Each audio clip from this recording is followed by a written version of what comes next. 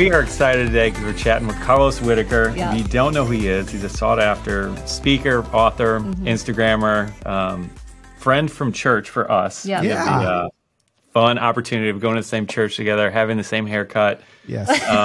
Just all-around great guy, and we're excited to chat today. He's released his book called How to Human. What's the subtitle? 3 Ways to Share Life Beyond What Distracts, Divides, and Disconnects Us. And if you haven't read any of Carlos's stuff, he's just a great writer, great storyteller, like just really easy reads about things that are really important and pressing in our society. Yeah. And this one falls like right in line with that, where, we're just in this crazy, crazy time. And Carlos is really good at helping us walk through it and navigate it with grace. And anyway, that's what this book is about. Like, how do we do life right? And I'm going to stop talking so that Carlos can talk, but Carlos, thanks for taking some time to chat today, brother. Hey, I'm on SeedTime. I can't believe I'm on SeedTime. You are on SeedTime. Yeah. Let's go. This is talk about a lot of fun stuff. Yeah. Like that's another thing. I want to bounce around because there's a lot that I want to ask about. You're just a really unique human being with a lot of value to add, and I want to kind of extract a lot of different things. Well, and I love, before we even get into the conversation, I need everyone to know that whenever Bob and I run into each other, either in the lobby at church or at a party, literally, we kind of like, this doesn't happen with a lot of people, but we just kind of lock in right away. And I feel like we just go all in, like we just go deep. And it's just so cool. Like I don't do that with a lot of people, but I was even telling Heather, like I ran into you at church I can't remember the other night. And she's like, where'd you go? I was like, oh, Bob and I were just chatting in the bathroom for like 30 minutes. It was awesome. So like, this is just something that happens all the time. And I love it. Yeah, we just skip the weather. We skip how the Titans are doing. It's like, all right, let's just get to what matters. Those are the best kind of friends, though, I think. I know. Yeah, absolutely. Yeah. Yeah. That's all right. Great. Let's dive in. This is an interesting book to write. And was there a point over the last few years, and I'm assuming there was, but I'd love for you to share this if there was there a point where you were just so impacted by what was going on in society, in our world, where you're like, all right, I got to do something. I got to say something, you know? Yeah. You know, there definitely was, right? We've just kind of collectively as the human race have gone through, trauma together, all together, holding hands. Like we've all been traumatized. And that's not, we're all rookies. We're all pandemic rookies. So like none of us have ever done this before. And, I think 2020 was a year that saw me begin to talk about difficult things. And I think it was maybe the first year I realized, oh, maybe I'm kind of built for this. Maybe like I've got an extra level or bit of capacity for difficult conversations and handling them in grace-filled ways, trying my best. So like that was obviously happening, right? We're talking COVID and masks and race and brutality and politics, everything, right? And I'm like trying to like walk through that with everybody. But that wasn't actually the ethos of this book, the Phoenix Rising moment of this book. It was really late or maybe mid 2021, after we kind of, for a year or more, we've all been walking through a lot of hate, a lot of division together, that the more places I went to, the more I realized, oh my gosh, like I actually think people are tired of hating each other. I think we went through a season where it's like, I think 2020, it's like, oh, wait a second. Look, this is new. Like, I didn't know you believe that. I've known you my whole life. I can't stand you. And then we're like, yeah, look at me. Like but then after about a year that it was like, people started going like, wait a second. Like, I can't start othering everybody. I can't dehumanize everybody. I can't. And that's what everyone's trying to do. That's what all the podcasters and not all the podcasters, but a lot of people that making their money off of like dividing us. And the more and more I traveled and I spoke, the more and more I realized there's a lot of people that probably vehemently disagree with me on a lot of socioeconomic, a lot of political issues, a lot of things like that, that are still following me because they are leaning into, they want to lean into a conversation with me because they trust me. And I just started thinking, you know what? I think all of us can do this better. And that was, so I guess the long answer is like probably mid 2021 was when I was like, maybe this is the book. Maybe this is the pain point that I'm feeling from everybody. Cause I always try to write from pain points. I'm always looking at the pain point of my audience, whether it's on Instagram every day or on Twitter. I'm like, what are they hurting with today? What's hurting them? Let's talk about it. And it, in varying degrees, it all kind of led to maybe we're doing this wrong. And so, that's where it came from. Yeah. Yeah. And go ahead. I mean, I applaud you for talking about all this because I can't imagine every DM or email or whatever. You're right. You can't imagine. Real polite and nice. Yeah. So, I mean, thanks for bringing up the conversation because even if we don't all agree, you know, we all see things the same way, which we shouldn't anyway. Yes. But it's good to be talking about these things and figure out how to resolve this conflict. Yep. You know, in our own families and in our circle of friends and in the body of Christ. Yes. Like, we have to be doing that. Otherwise, what the heck are we doing? I mean, division. It's so funny because sometimes people will, makes me laugh because you said that about how we don't know have to agree. A lot of times people, before they repost something of mine, and I just always think it's so funny. I'll see them share a reel or something that I made.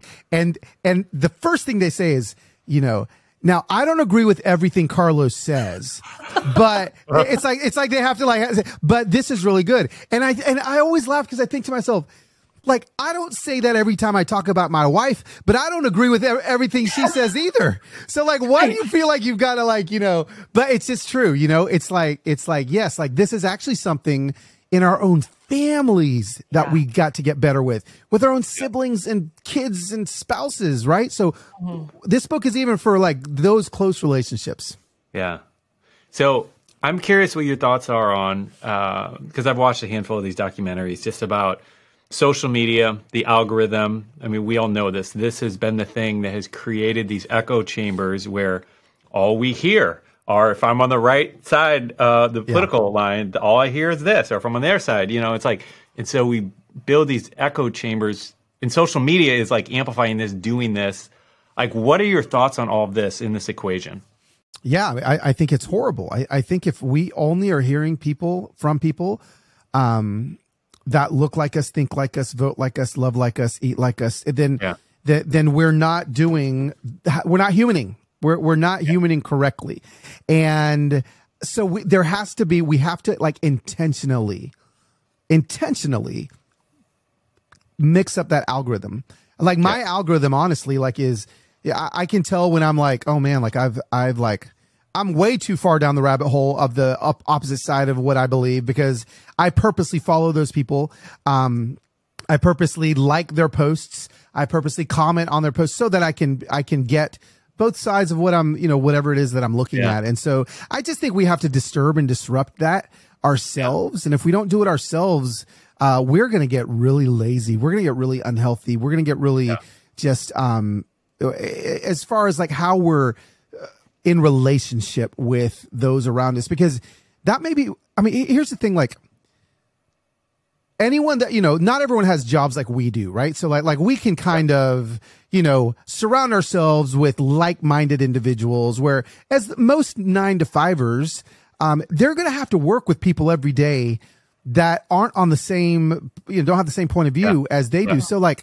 So I just think it's very important to disturb and disrupt that, especially that social media thing, because that's where we can get in trouble. And it's so easy to spot a mile away, man. I can spot it a mile away when one of my good friends, it will come in. Hey, well, I heard they're putting kitty litter in kids in kindergarten rooms because there's kindergartners, identifying as cats. And I'm like, okay. So I know the podcast you're listening to, right? So it's like they're just surrounding themselves with echo chambers that I'm like, if you were to, and you can go on whatever side or whatever, but if you were to literally listen, which is what I do every day, like I've got 3 very, very conservative followers that I follow, that I actually enjoy following. And then I've got maybe 2 super, super progressive followers that I follow, but they're all kind of like teachers. And it's beautiful because I'm hearing and I'm learning it all, but that allows me to be fully human and not just get really, people that work out, they never work out their legs, right? And like at the beach, they show up and they're like, it's like, yo, leg day, bro, because your legs are tiny, but you are swole up top. And that's what so many of us look like walking around. It's like, no, man, we got to even this out. So, yeah. No, it's so true. But it's like, and I think that's what's so scary about the social media component is the default is something that's creating division. And so it requires us to do the work, take the steps, understand that this is important. Do the work. That's it. I mean, you have to do it. It takes being proactive. You have to be active in this. Like, this isn't something that is just going to happen. Like, it takes work. You know, you read the subtitle, 3 Ways to Share Life Beyond What Distracts, Divides, and Disconnects Us. It's like, okay, thank you, editor, for that bumper sticker of a great, I mean, it's a great subtitle. I think it kind of explains it. But can I tell you something? It's not as easy as that flows off the tongue. It is difficult to do. So it's going to take work. Yeah. Well, one of the things I heard about when you were writing this book, one of my friends told me, oh, Carlos is going off into the woods for, I don't remember how long. But I want to hear about this experience because you were basically disconnected. To give us some details about what you chose to do and what you got out of it. Yes. So you're actually talking about the next book that I'm writing right now. Oh, no. Yes. No, this is great. This is great. So this is good. This is good. So only mini spoiler. We can talk about the rest after. But so here's the thing. They are very connected. So I wrote How to Human, Be Human, See Humans, Free Humans. A big piece of Be Human is really this whole social media disconnection, is getting away from screen time, is, this isn't who we were created to be. And I write about this in How to Human. Our souls and psyche were not created with the capacity to consume the amount of content we consume. It's just not. And to give a little sneak peek to the SeedTime Money Podcast listeners, a little sneak peek, just because you've done the research. And so you asked the good question. So I wrote this book, and then after we're editing the book and it's about to come out, I'm like, oh my gosh, I am actually the least human I've ever been. I'm writing a book called How to Human, but I looked at my screen time. And I was spending my excuse was, this is my job. Like, it's my job. Like, I make reels, I make TikToks, I do all these things. But my screen time was about 7 hours a day. Wow. And 7 to 8 hours a day. And so I did the math, and that's 49 hours a week. So suddenly, when you start doing the math, I was like, holy crap. Like, that is 2 complete cycles of the sun around planet Earth, or us going around the sun, that I'm looking at this 6.5 inches of glass, right? Holy cow, that can't be good. Then I kept doing the math. That's 3 months a year. Months. Like, that's not just waking hours. Like, if it's waking hours, that's 6 months, right? That's waking and sleeping 3 months, which is crazy. And if I live to be 78, which I hope I will, that will be 8.5 years of my life that I spend looking at my phone. And suddenly I was like nauseous, because I was like, okay, we do that math. We are not living. We are not being human. We are not doing it. So without going into the details of, I'll have to come back on the SeedTime Money Podcast to talk about that. But without going into the details, what I did is I did an experiment on myself, and I, for 9 weeks, did not consume any content. When I say content, I mean not even a text from my mother. Did not have any notifications. I had no phone. I had no laptop. I had no iPad. I had no TV. I had there were no screens around me for 9 weeks. Wow. And I obviously I documented the whole thing. It's I basically was on alone, paper, right? Oh, bro. Yeah. I mean, it was, so no, here's the thing. I did take, during the thing, I took 2 cameras. I took my Sony, both Sony cameras, so that I could document myself, but I couldn't I guess I could watch myself on the back of the camera if I wanted to get some screen time.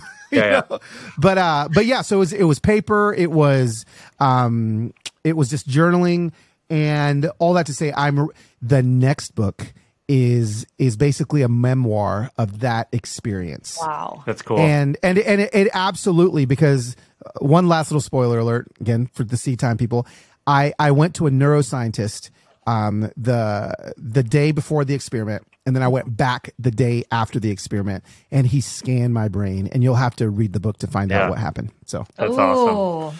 Well, I can't wait to do that. I love that. That's so good. So you were not with your wife though either, or your kids, huh? No, I wasn't. Did you mentally? Okay, there's a TV show. Have you heard of this called Alone? Have you seen this show? Trust me, I basically did that. Except that I wasn't being chased by bears. Now, I will say that in the middle of the experiment, because I was going to go crazy if I didn't, I did have my family fly out to where I was. And I got to see them there. And then, so it actually was 1, 2, 3, 4. It was 6 weeks, like alone.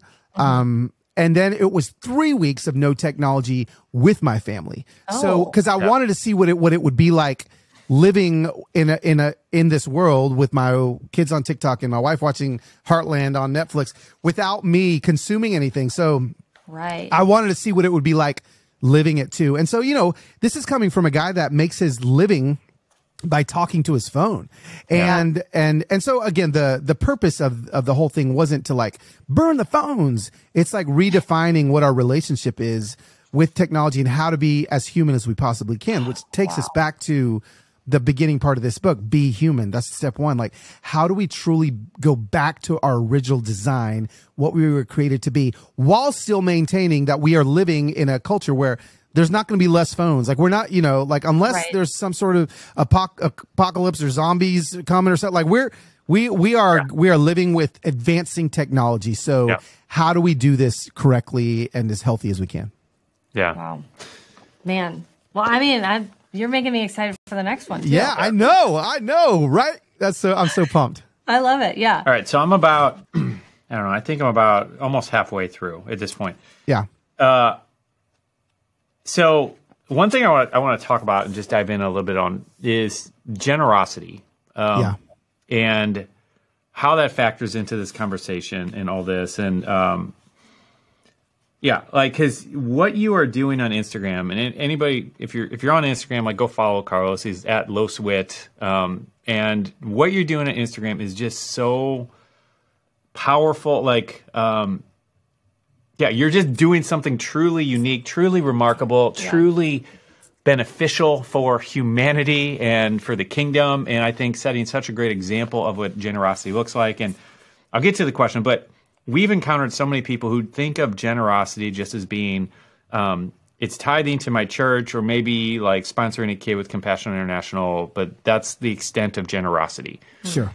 And I think what you are doing such a good job of is highlighting our everyday lives, all the opportunities are all around us.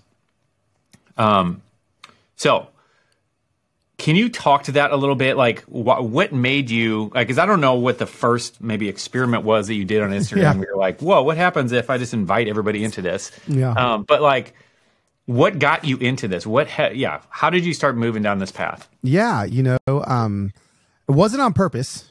It's funny. I can't remember when Heather and I and the kids took your class at church. If that was a year ago. Was that 2021 maybe? I think it was. Yeah, I think it was 2021. Yeah. Yeah. So honestly, I mean, you guys talked so much about generosity, and it was something in my heart that really tugged at mine and Heather's hearts, where it's like, we want to be able to like give, like we want to be able to give back in ways that and so we started adjusting our budget to be able to give and to be able to be generous. And so like there was just a lot of conversations where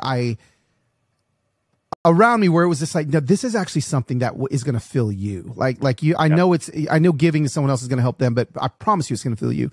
And then around that time, there was a woman on my Instagram that somebody told me about. She didn't reach out to me. They're like, hey, this woman has she's having multiple seizures a day and she's trying to get a seizure alert dog. And it's like $30,000 for the dog. She has a GoFundMe page. And so this person sent me all this information about this other lady. She's been raising money for about 6 weeks. She's halfway there. So she had like $16,000. And so I remember thinking to myself, you know what? Like, let me just see if my followers can give her like $1,000. I mean, I don't know. Like, I was like, what would they do? Yeah.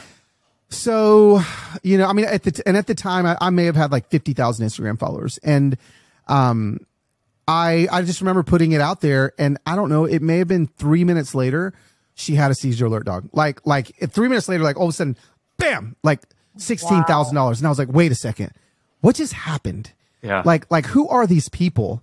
And I was, blown away. She was blown away. Like it was really cool. So then I did it again. I was like, I wonder if that was just like a glitch in the Matrix, right? Like I wonder if that really. And so, there was I went on this trip to Alaska with these brown and black kids from Brooklyn.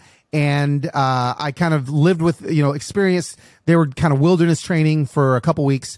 And at the end of it, the nonprofit wanted to build them a house, like a bunk house. And it was going to cost like $140,000. And I remember thinking, oh, wouldn't it be cool if we could give them 30 grand? Like that would be amazing. Like Insta Familia. By this point we had a name, right? They give the Insta Familia named themselves. And I was like, what if we could do give them a down payment on this home? Yeah. And in 24 hours, we had raised $226,000.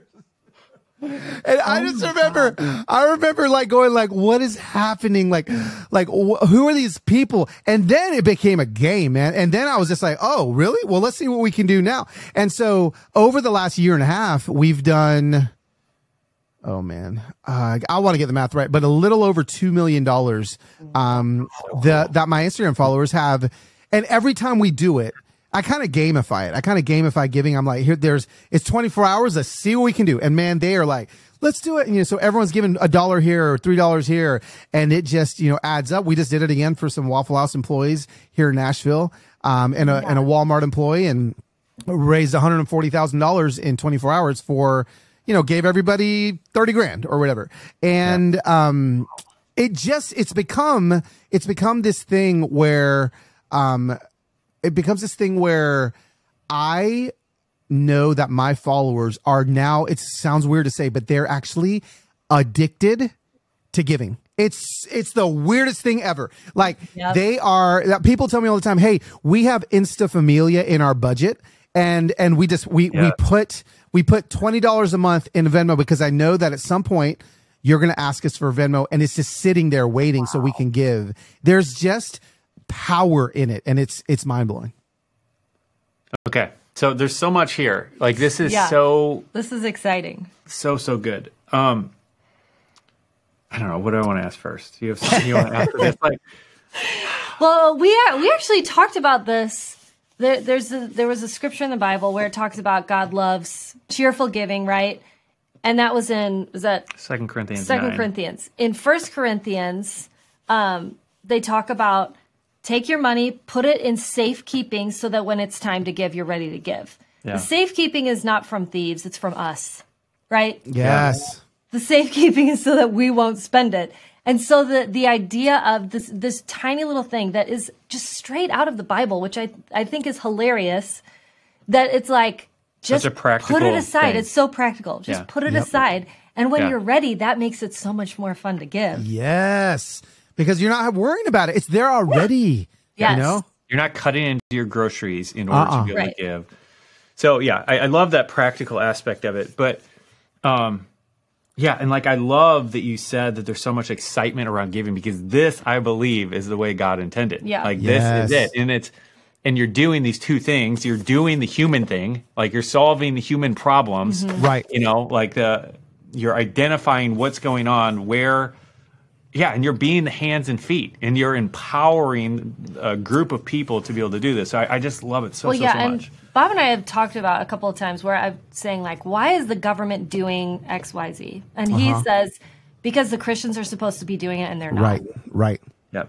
And I'm like, oh, okay, so the government stepped in to do things that maybe it's not their job to do. Yep. But I love that you're basically saying, yeah, well, the government doesn't have to do it. We can all do it. We can collectively do this. Literally, these Waffle House waitresses that are on food stamps and they're working full time, we single-handedly in 24 hours, all three of them have moved out of their, they lived in hotels, all of them. They lived in different, monthly kind of payment, economy hotels. And they all moved into townhouses. I watched this and I'm the government's helping them with whatever food, whatever they're doing. And I was like, no, let's come in together. Yeah. And here's the crazier thing. I'm a follower of Christ. I believe Jesus is the Son of God, all the things. but not everyone that follows me and that gives is. Yeah. And so I honestly believe it's actually intrinsically built into the human condition to want to do this. Like, you don't even have to be a follower of Jesus to know that this is part of what we were created to do. Yep. And so that's what I love about it, is that even people that don't follow Jesus have God in them. They just don't know it yet. And it's just a part of them that is coming alive. Yeah. I love that. Way to go, man. Yeah. So exciting. Yeah. I'm so glad you're doing that. And I honestly, I still don't know what I'm doing. Like I've got tax attorneys and business managers that are constantly making sure that, I'm doing this right. But I'm like, if I'm wrong, then maybe I'll get hit with the tax bill at some point but everything's been kosher so far, and it's like, cause we're doing it on Venmo and I'm setting up a nonprofit to be able to do it a little bit differently. But it's just been so fun to watch people get addicted to giving. Yes. Yeah. Man, I love that so much. So I want to just dive into the weeds real quick on that because I'm really curious. And we've done, I feel like a small amount of that in one or two instances where we identified a need and kind of pulled and rallied other people in to kind of help with it. In similar experience where it's like, wow, this is bigger, better than I thought, like, which is great. But how are you going about, how are you identifying what are those things? And also, presumably at this point, ruling out all of the other things. Because I'm assuming at this point, there's a lot of things knocking on your door, and you have to decide what we do. That is a great presumption, Bob, because yes, my DMs are 30% needs now. Like it's like, wow, this is happening, and it can get overwhelming. But I have never actually, except for the first time, the one lady that said, hey, there's a lady that follows you that needs a seizure alert dog. Besides that one time, and we've done this 9 times now. I've never taken a story from someone else. I've always just asked Holy Spirit to lead me to the need. And so it is all strictly based on like conversational intimacy with Holy Spirit. Conversational intimacy, like where is it that I go? Like it's like a spotlight. Like I just know when it's time, right? So the other day I was driving around Nashville, and because I knew I was going to do this, like I was like, it was Martin Luther King Day. I have a dream, and I was like, oh my gosh, let's go give someone their dream. Like what a great day. So I started driving around, and I was like, oh, you know what? I just felt led to go to a Waffle House. So I was like, I'm going to Waffle House. So I drove by one Waffle House. Packed, like I'm the line out the door because it was all the kids were out of school, Martin Luther King Day. So I was like, oh, it's super packed. Went by another Waffle House, packed, and I was like, Lord, like lead me to the right one. So I'm just driving, and then I come upon one that I didn't even know was there on Nolensville Road, and I was like, okay, like it's pretty empty. I'm gonna go in there, and I prayed about it. I walked in there, and literally my podcast name is you can't see it because it's too dark. It's Human Hope. Human Hope. I walked into this Waffle House, and the lady goes, hey, welcome to Waffle House. Sit down right here. And I look at her name tag, and it's Hope. And I was like, okay. I mean, this is what I'm talking about. Like the Lord will lead you to where you need to give. Like it never has to be complicated. So that's really every single time it's been like that. It's just been like, bam, it's clear. And I just kind of follow. Yeah. That's great. Yeah. Yeah. I mean, so there's no system. The only system I have is his system. Like, it's just like, and then, there may be 6 months before I do the next one. Like it's just, there are a lot of, I'll speak to this for a second. There's a lot of social media accounts that this is kind of their shtick, right? Like they're like, hey, I'm going to make viral videos about going up to, people in need and give them $100 or $500 or $1,000. Yeah. And that's not really ever what I wanted my account to be about. It is part of what we do, but it's not all of what we do. I want us to be generous in multiple areas of our life, not just financially, right? So how can we be generous just saying someone's name? How can we be generous, all these other things? But I do feel like generosity in general is something that seeps down into every facet of what I do because, I think in the book, I talk about Jesus's extravagant generosity, right? I talk about, water into wine and how like he made enough wine for like 30 weddings to last like a month. And it's like, he could have just made enough wine for that wedding, but no, he went above it. It was always extravagant in his giving. So let's do it that way. Let's just be, extravagant. Yeah, I love that. Yeah. And I think the big takeaway, because like a lot of people listening, whatever, might not even have any sort of social following or anything, like to where it's not like, all right, let's just copy off of Carlos. But I think the point here is that there are opportunities around us every day, like on all of the things, everything that you talk about in the book, but also like from a financial generosity component. And, you know, one story that we tell oftentimes is like when we first moved to Nashville, we were in a Hyatt hotel and we were leaving a room. We'd stayed there one night. I was getting ready to leave a tip for the housekeeper on the pillow, and I was find a few bucks and throw it on there. And I went in my wallet, and all I had was a 20. I'm like, oh, that's too much. I can't, you know. And I ended up like laying that down on the pillow. I'm like, yeah, I'll just go for it. Like, just whatever. So we walk out of the hotel room, start walking down the hall, and we notice that like she went in the room. So I get to the elevator, press the button on it, and I hear footsteps running down the hallway. She's yelling, and she sees us, and she's like, "Oh, thank you so much, and bless me so much." She's got tears in her eyes, and just telling us how this $20 impacted her so much. Totally. And I remember like getting on that elevator and telling Linda, like, this was $20 for us. We could have blown this 100 different ways and never thought anything of it. Well, and how easily the opportunity almost slipped past us. Yeah. Yes.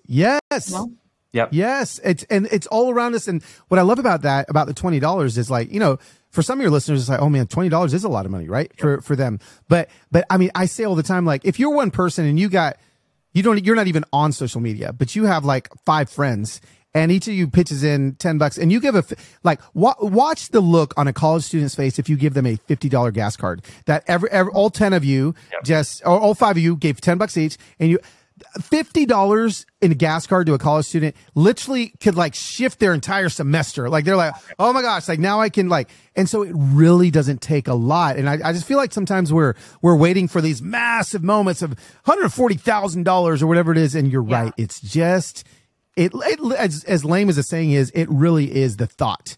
Like people just like the fact that you even thought about them. And again, back to the book, you saw them. Like that's what people want. They just want to be seen. They're desperate to be seen. Yep. Yeah. Yep.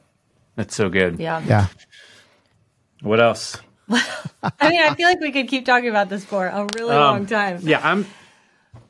I'm just excited for the example that you're setting because I think it's impacting a lot of people. Obviously, the people who are benefiting from some of that, but sure. But beyond that, you know, like I'm deeply impacted by it, and I'm sure tons of other people are. Like you have us looking and thinking beyond our everyday, and so I think that's so great. And obviously, the generosity, financial generosity, is just one aspect of it. And like you talk about in the book, like there's so many more aspects. But I think in a lot of ways, like we're talking about how this is work.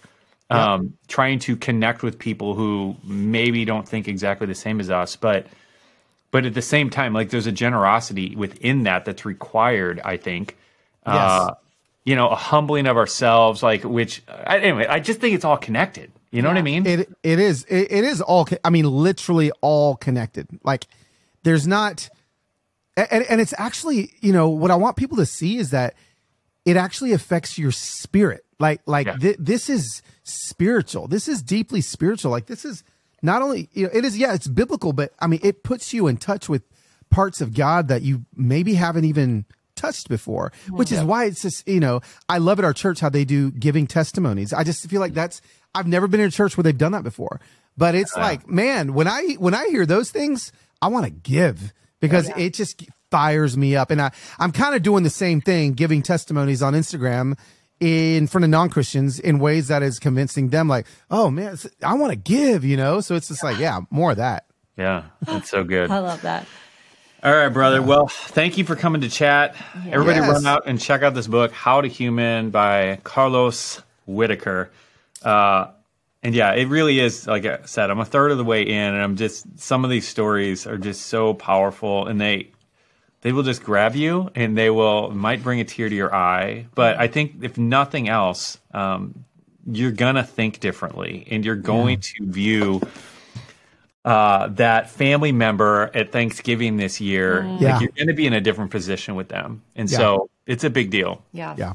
So anyway, thank you for coming to chat, brother. Everybody run out and grab this book. Thanks, Linda. Thanks, Bob. This was awesome. And we'll see you to chat about the next book next time. Yeah, can't wait. Absolutely. All right. See you, brother. Thanks for joining us on the SeedTime Money podcast. And remember, money isn't the goal, but it's simply a tool to help you fulfill your purpose and your calling. And we'd love to help you achieve true financial freedom faster with our email newsletter. So if you want exclusive money tips and hope-filled encouragement in your inbox, head over to seedtime.com to get signed up.